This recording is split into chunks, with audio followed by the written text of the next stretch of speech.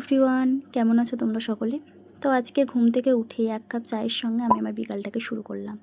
তোমাদের অনেকেরই মনে প্রশ্ন হতে পারে যে এইটুকু চা কেন? কারণ আমি চা একদমই খাই না। আজকে অল্প একটু খেয়েছিলাম। তারপর আমি আমার বিছানাটাকে গুছিয়ে নিলাম। তারপর আমি রেডি হয়ে নিলাম। এই কুর্তিটা বের করেছিলাম। তোমাদের তো একটা কথা বলতে ভুলেই গেছি। আমরা বাড়ির সবাই মিলে যাব পিসিমণির বাড়ি। কারণ পিসিমণির শাশুড়ি মারা গিয়েছেন। এদিকে মা একটু ফোন দেখে নিচ্ছিল, কারণ কেউই রেডি হয়নি তখন। তারপর কিছুক্ষণ পরে পিসি এসেছিল। পিসি মায়ের সঙ্গে একটু ফোন দেখে নিল, কারণ অনেকেরই রেডি হওয়া বাকি ছিল। তারপর সবাই আসলো বাড়ির, রেডি হয়ে তারপর আমরা গেলাম সবাই মিলে পিসিমণির বাড়ি। আজ তবে এটুকুই, টাটা। হাই এভরিওয়ান, কেমন আছো তোমরা সকলে?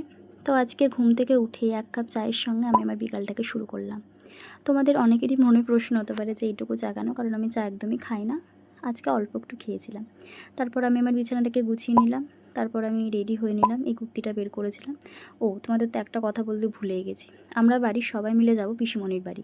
কারণ পিসিমণির শাশুড়ি মারা গিয়েছেন। এদিকে মা একটু ফোন দেখে নিচ্ছিল, কারণ কেউই রেডি হয়নি তখন।